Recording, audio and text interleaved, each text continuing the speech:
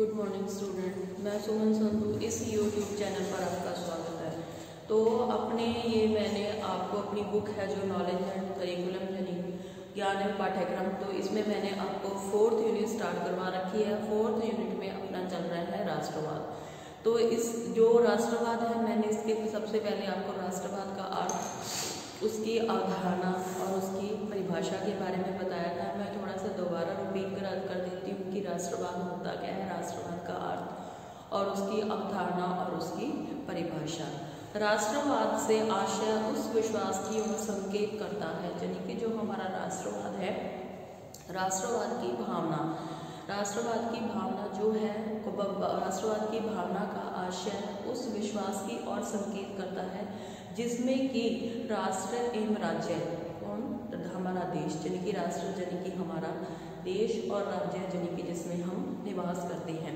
राष्ट्र राज्य के प्रति समर्पण की भावना, यानी कि जो हमारे राष्ट्र के अंदर या हमारे राज्य के अंदर जितने भी लोग या नागरिक रहते हैं, वो अपने राष्ट्र के प्रति और राज्य के प्रति अगर समर्पण की भावना रखते हैं, उनके अंदर अगर राष्ट्र भावना छिपी हुई है, समर्पण की भावना उसके अंदर छिपी हुई है, कि उनके अंदर, नागरिकों के अंदर, वह राष्ट्रवाद कहलाता है। जैसे कि उदाहरण के तौर पे मैंने आपको बताया था कि जो भी हमारे सीमा पर जो सैनिक होते हैं और वो अपने जान को न्यौछावर कर देते हैं, बलिदान दे देते हैं, अपने न्यौछावर हो जाते हैं देश के लिए, लेकिन अपने वो कदम पीछे नहीं हटाते, क्योंकि उनके अंदर राष्ट्र के प्रति जो भावना छिपी होती है कि हमें हमारे देश को बचाना है और उस देश में रहने वाले नागरिकों को हमें बचाना है, क्योंकि उनकी सभी के प्रति क्या होती है, उनके अंदर समर्पण की भावना छिपी होती है। ये हो गया आपका राष्ट्रवाद का अर्थ। और उसके बाद मैंने आपको इसमें परिभाषा करवाई थी। राष्ट्रवाद में जो परिभाषा करवाई थी वो मैंने करवाई थी एस के दुबे के अनुसार उनका मानना है कि राष्ट्रवाद का आशय है जो मानव के उस कार्य से है, यानी कि जो हमारा राष्ट्रवाद है और राष्ट्रवाद का आशय मानव के उस कार्य व्यवहार जो कि इसमें हमारे देश में जो नागरिक निवास करते हैं उनका कार्य और उनका मानव जन की नागरिकों के प्रति और अपने देश के प्रति जो उनके कार्य हैं या उनके जो व्यवहार हैं एवं मनोदशा, जिसके कारण वह राष्ट्र के प्रति क्या करते हैं, समर्पण की भावना रखते हैं, यानी कि वो राष्ट्र के कार्य को, यानी अपने राज्य के कार्य को या समाज के कार्य को अगर स्वयं का कार्य समझकर करते हैं तो वो उसमें क्या होता है, उनके अंदर राष्ट्रवाद की भावना छिपी होती है, अपने राष्ट्र के प्रति समर्पण की भावना छिपी होती है और अखंडता और हमारे देश की और उसकी क्या अखंडता, एकता और संप्रभुता एवं सम्मान की रक्षा करता है। कौन, हमारे राष्ट्र में जितने भी नागरिक रहते हैं वो हमारे देश के प्रति समर्पण की भावना रखते हैं, अखंडता की, एकता की और देश की रक्षा की, तथा उनके विकास हेतु वो क्या करते हैं, पूर्ण योगदान देते हैं, जिसके लिए वो क्या करते हैं, हमेशा तत्पर रहते हैं, यानी कि हमेशा तैयार रहते हैं। तो ये आपकी परिभाषा होगी, किसने दी, एस के दुबे, प्रोफेसर एस के दुबे ने दी है। उसके बाद मैंने आपको बताया था कि राष्ट्रवाद का प्रभाव दो तरीके से देखा जा सकता है, सकारात्मक और नकारात्मक। यानी कि सकारात्मक में क्या होता है कि जो हमारे देश में जो राष्ट्रवाद की भावना जहाँ एक और राष्ट्र के प्रति क्या करती है, विकास के मार्ग को प्रशस्त करती है, यानी कि जो हमारा राष्ट्रवाद है, राष्ट्रवाद की भावना क्या करती है, जिस तरीके से एक तरीके से तो हमारे देश की विकास की भावना को क्या करती है, प्रशस्त करती है, उजागर करती है, तो वहीं दूसरी ओर वह संकीर्ण रूप भी धारण कर लेती है। अगर वह उसकी हमारे देश में रहने वाले जितने भी नागरिक हैं, समाज में जितने भी नागरिक हैं, ये लोग हैं, अगर समाज के प्रति उनकी सोच व्यापक हो जाती है, तो बड़ी हो जाती है, सोच बड़ी हो जाती है हमारे देश के प्रति, राज्य के प्रति, तो वह सकारात्मक दृष्टिकोण कहलाता है। अगर उनकी सोच संकीर्ण यानी कि छोटी हो जाती है तो वो नकारात्मक प्रभाव कहलाता है। उसके बाद मैंने आपको इसमें करवाई थी इसकी विशेषताओं में देखो, उसमें मैंने पहले आपको इसका अर्थ बता दिया, धारणा बता दी और परिभाषा बता दी। अब मैं इसके बारे में आपकी विशेषताएं बता रही हूँ कि हमारा जो राष्ट्रवाद है उसकी क्या क्या विशेषताएं हैं। एक नंबर इसमें देखो, राष्ट्रवाद का स्वरूप मैंने आपको बताया था दो प्रकार का होता है, सकारात्मक और नकारात्मक। प्रथम में हो जाता है संकीर्ण व्यापक में हो जाता है आपका सकारात्मक। उसके बाद इनकी जो अगली विशेषता है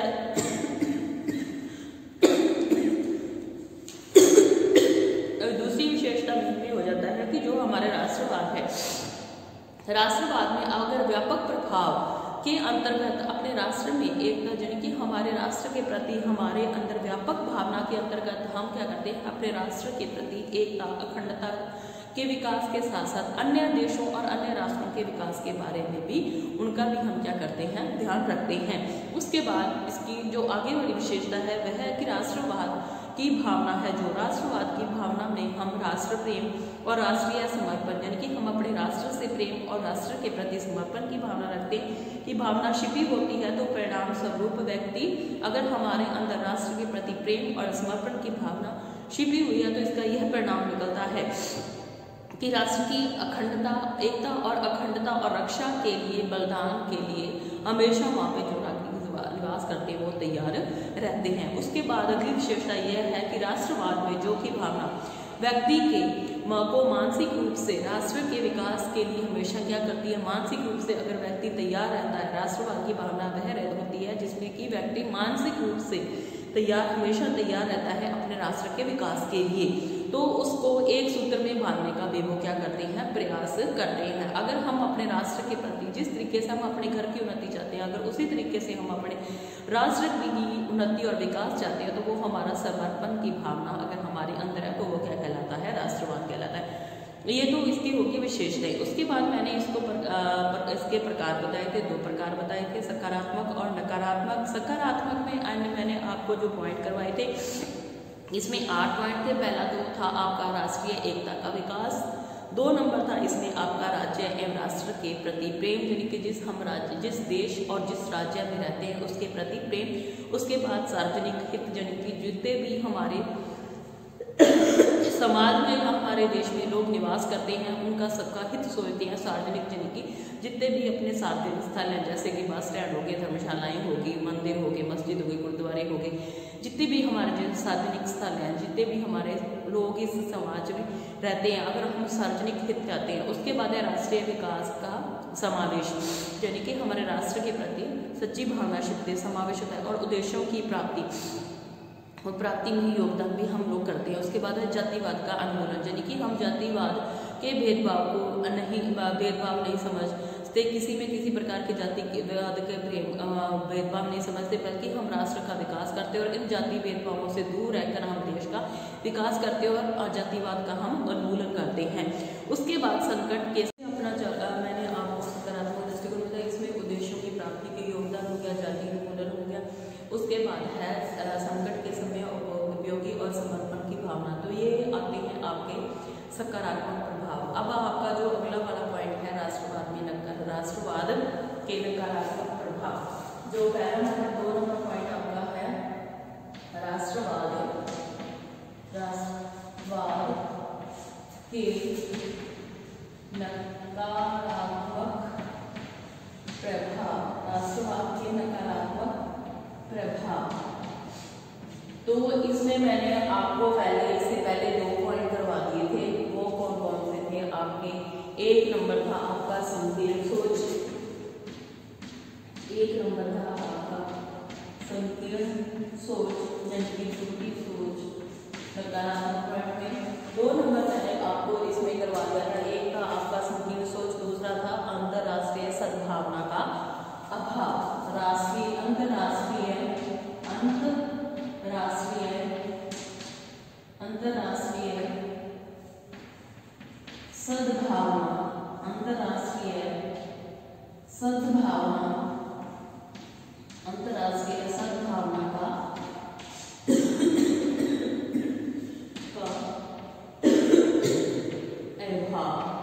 अंतरराष्ट्रीय सद्भावना का अभाव। और 3 नंबर जो आज मैं आपको पॉइंट करवाऊंगी वो है स्वार्थ भावना।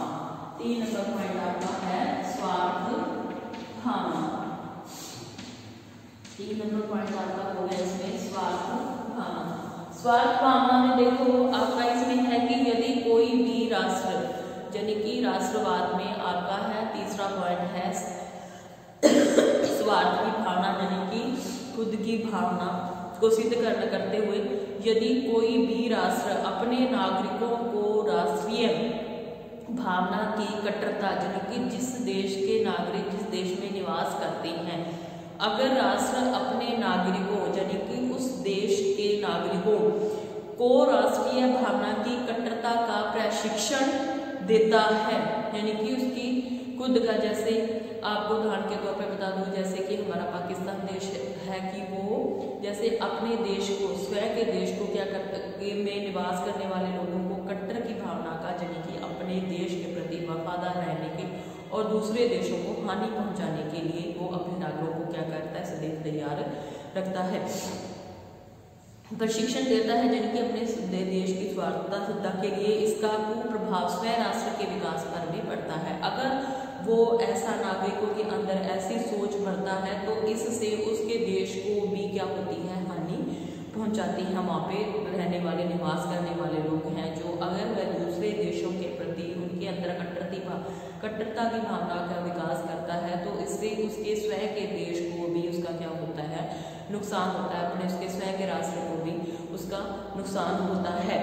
क्योंकि व्यक्ति में जब सर्वजन हिताय, यानी कि आपका है कि सर्वजन हिताय, यानी कि अगर हम सभी का हित सोचेंगे, सभी के बारे में सोचेंगे तो इसमें हमारा भी क्या होता है, हमारे जीवन में भी सुखी होता है। जैसे कि उदाहरण के तौर पर सर्वजन हिताय, यानी कि सभी का हित, और सर्वजन सुखाय की भावना, अगर सभी का सुख चाहते हैं, सभी का हित चाहते हैं तो इसे हमारा भी, इसके अंदर हमारा भी सुख छिपा होता है कि सुखाय की भावना का क्या होता है, समावेश नहीं होता। इस सभी प्रकार के मानवीय एवं राष्ट्रीय मूल्यों को भूलने लगते हैं। इसमें जितने भी लोग निवास करते हैं उस देश में, वो क्या करते हैं, धीरे धीरे मानवीय मूल्यों को भूलने लगते हैं। उस देश में, उस राष्ट्र में रहने वाले लोगों पर वो भी क्या करते हैं, वो लोग हानि पहुंचाते हैं, भूलने का प्रयास करते हैं। इसमें राष्ट्रीय भावना के स्थान पर क्या हो जाता है, निजी स्वार्थ, यानी कि अपना लोग इसमें खुद का स्वार्थ सिद्ध करने की हमेशा सोचते रहते हैं, दूसरों के बारे में नहीं सोचते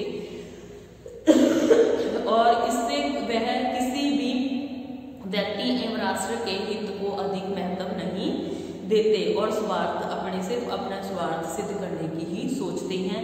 इस भावना के कारण वह किसी को भी अहित कर सकते हैं, यानी कि किसी को भी हानि पहुंचा सकते हैं। इसमें क्या होता है कि अगर हम अगर खुद का हित संवारने के लिए दूसरों के हित को अगर हानि पहुंचाते हैं तो इससे क्या होता है कि वह धीरे धीरे वहाँ पे जो लोग निवास करते हैं, उस राष्ट्र में निवास करने वाले लोग भी, उनकी सोच भी वैसी ही हो जाती है, वो हमेशा खुद का हित चाहते हैं। तो ये क्या होगा, तीसरा नंबर, स्वार्थ की भावना, यानी कि अपने काम को निकालने का उनके मन में ये पैदा हो जाता है कि खुद का काम निकालो। उसके बाद चौथा पॉइंट इसमें आ जाता है विश्व बंधुत्व का विरोध।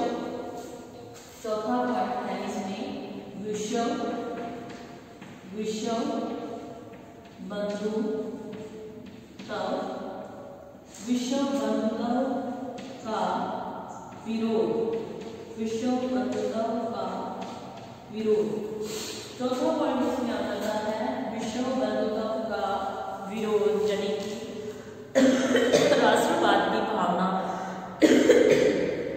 जो हमारा राष्ट्रवाद है, अगर राष्ट्रवाद की भावना के संकीर्ण स्वरूप के कारण मानव अपने राष्ट्र, यानी कि अपने देश नागरिक को, अपने राष्ट्र के विकास एवं नागरिकों को ही महत्व प्रदान करता है।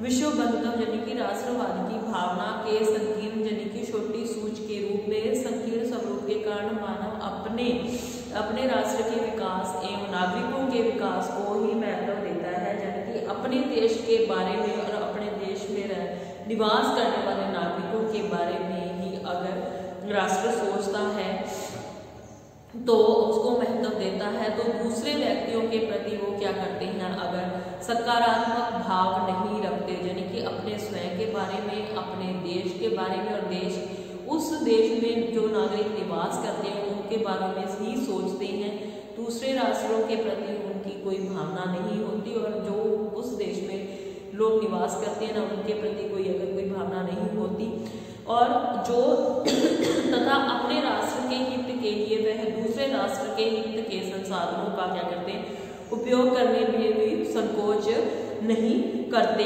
और परिणाम स्वरूप इसमें क्या होता है, विश्व बंधुत्व की भावना समाप्त हो जाती है, क्योंकि विश्व बंधुत्व जो है, विश्व बंधुत्व में सर्वजन हिताय और सर्वजन सुखाय की भावना छिपी होती है। इसमें संसाधनों का प्रयोग सभी के हित के लिए किया जाता है। उसके बाद आपका आ जाता है 5वां पॉइंट, अंतरराष्ट्रीय युद्ध। 5वां पॉइंट आपका है अंतरराष्ट्रीय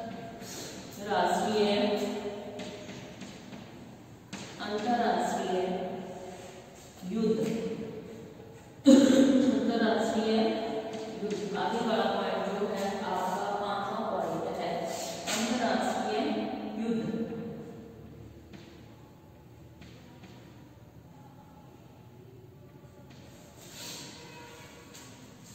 आगे वाला 5वां पॉइंट है अंतरराष्ट्रीय युद्ध। अनेक अवसरों पर क्या होता है, विश्व युद्ध।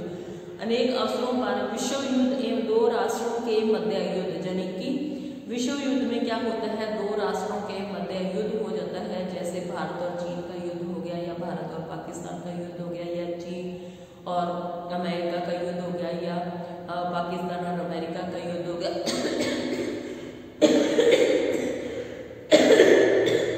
अनेक अवसरों पर विश्व युद्ध होता है एवं दो राष्ट्रों के मध्य युद्ध के कारण भी राष्ट्रवाद में क्या होता है, संकीर्ण स्वरूप ही होता है। इस संकीर्ण स्वरूप के आधार पर ही जो विभिन्न राष्ट्र के नागरिक एक दूसरे के स्वतंत्रता के अधिकारों का क्या करते हैं, हनन करने की चेष्टा करते हैं। अगर अंतरराष्ट्रीय युद्ध होता है, अंतरराष्ट्रीय युद्ध में क्या होता है, दो राष्ट्रों के मध्य युद्ध होता है, और जो उन राष्ट्रों में जो लोग निवास करते हैं वो क्या करते हैं, एक दूसरे के नागरिकों की स्वतंत्रता, जो उनके स्वतंत्रता के अधिकार हैं, उनको क्या करते हैं, उनका हनन करने की चेष्टा करते हैं, उनको हानि पहुंचाते हैं। परिणाम स्वरूप अगर पाकिस्तान एवं चीन के मध्य, जैसे मैंने उदाहरण के तौर पर बताया था आपको कि जैसे पाकिस्तान और चीन में एक से होने वाले युद्धों में अगर चीन के जो व्यक्ति हैं पाकिस्तान के व्यक्तियों में क्या करते हैं, वह स्वार्थ भावना, संकीर्ण राष्ट्रीय भावना के कारण ही, क्योंकि सभी भारत की धरती को क्या करते हैं, हड़पना चाहते हैं, भारत पर अपना राज जमाना चाहते हैं। तो इससे वो क्या करते हैं, इसके साथ ही आज भी भारत पर इस सीमा पर क्या चल रहा है, विवाद चल रहा है। तो अगर चीन भी भारत पर कब्जा करना चाहता है और पाकिस्तान भी भारत पर कब्जा करना चाहता है, तो ये आपका क्या हो गया, अंतरराष्ट्रीय युद्ध हो गया। और वो जो राष्ट्र, दूसरे राष्ट्र हैं, जैसे कि भारत देश के जो नागरिक हैं, वो जो हिंदुस्तानी नागरिकों को भी क्या करते हैं, हानि पहुंचाने की कोशिश करते हैं अंतरराष्ट्रीय युद्ध में। तो इसमें यह आपका हो गया 5वां पॉइंट। 6वां पॉइंट है विवादों का उद्भव। 6वां पॉइंट है इसमें, 6वां पॉइंट है विवादों का उद्भव। विवादों का उद्भव। 6वां पॉइंट इसमें है विवादों का उद्भव, यानी कि राष्ट्रवाद की संकीर्ण, यानी कि छोटी भावना अनेक प्रकार के विवादों को क्या कर देती है, जन्म देती है। विवाद किया उद्भव, यानी कि राष्ट्रवाद की संकीर्ण सोच, यानी कि उनकी छोटी जो सोच है, अनेक प्रकार के विवादों को क्या कर देती है, जन्म देती है। और इन विवादों का मुख्य कारण निजी स्वार्थ, यानी कि खुद का ही स्वार्थ।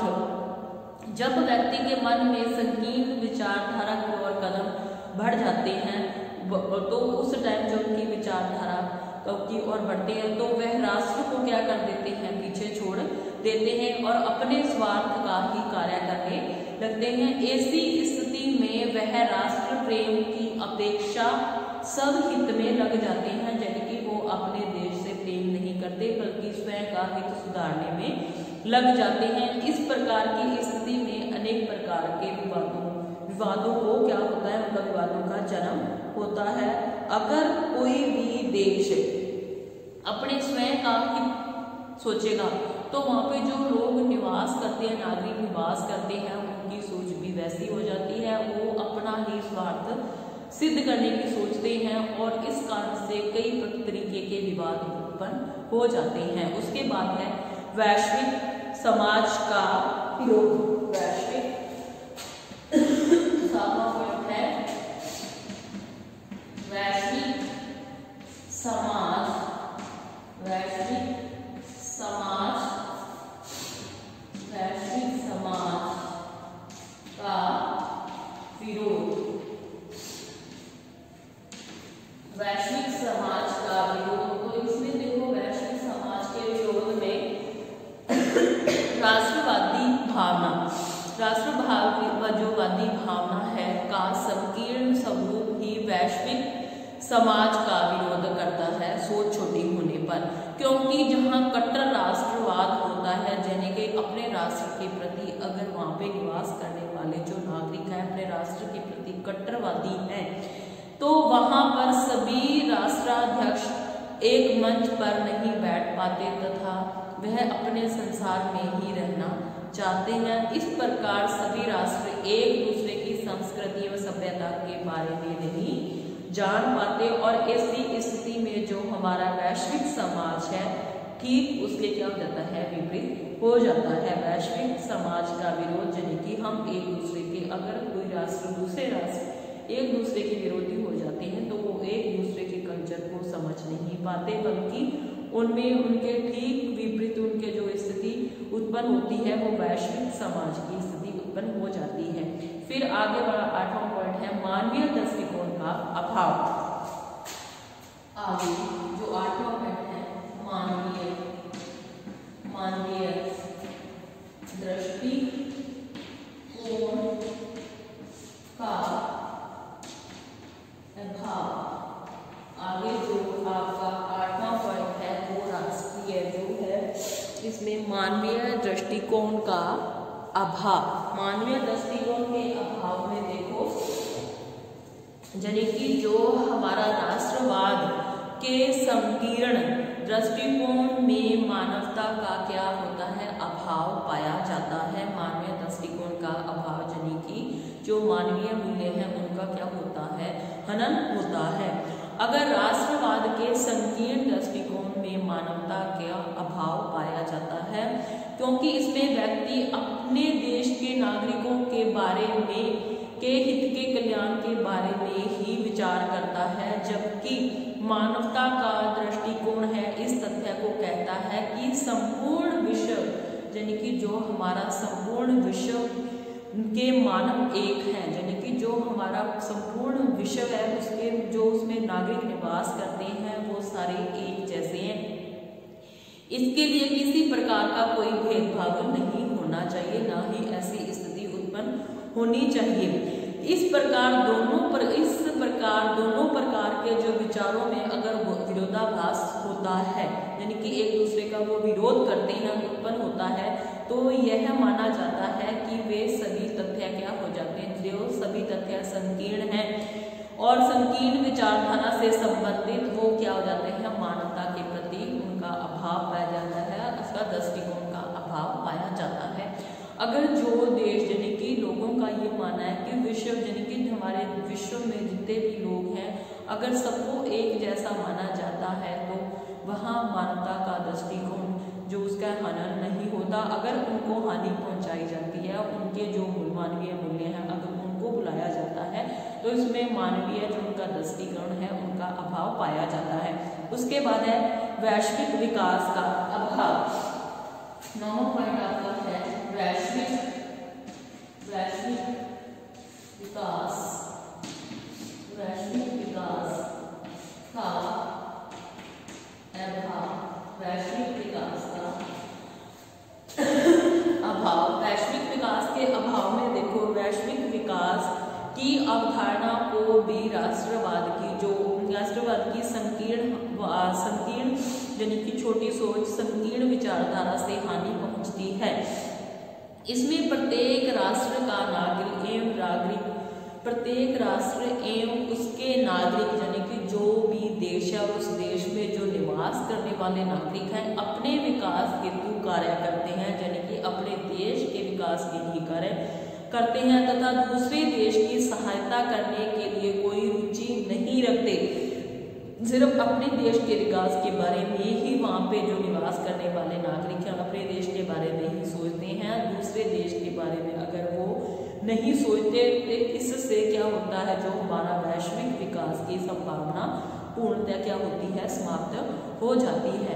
तो ये हमारे हो गए नकारात्मक प्रभाव, किसके, राष्ट्रवाद के नकारात्मक प्रभाव। तो इसमें मैंने आपको 9 पॉइंट करवाए हैं, वो कौन कौन से हैं। पहला है संकीर्ण सोच, दूसरा था अंतरराष्ट्रीय सद्भावना, तीसरा था स्वार्थ की भावना, चौथा है विश्व बदलाव का विरोध, फिर है अंतरराष्ट्रीय युद्ध, उसके बाद है विवादों का उद्भव, वैश्विक समाज का विरोध, मानवीय जो है मानवीय दृष्टिकोण, मानवीय दृष्टिकोण का अभाव, और लास्ट में 9वां पॉइंट है वैश्विक विकास का अभाव। तो ये आपका हो गया जो है राष्ट्रवाद में मैंने आपको बताया है, आज की क्लास में बताया था आपको अर्थ, अवधारणा, परिभाषा, उसके बाद इसकी विशेषताओं के बाद मैंने इसके प्रभाव बताए थे, प्रभाव 2 बताए थे, सकारात्मक और नकारात्मक। सकारात्मक मैंने आपको आज क्लास से पहले करवाए थे, उसमें टोटल 8 पॉइंट थे, और जो नकारात्मक प्रभाव है उसमें मैंने आपको 9 पॉइंट करवाए हैं। तो ये आपके राष्ट्रवाद के प्रभाव खत्म होते हैं। आगे जो मैं कल की क्लास में बताऊंगी वही आपको राष्ट्रवाद के बारे में ही बताऊंगी। तो आज की क्लास आपकी यहीं खत्म होती है। धन्यवाद।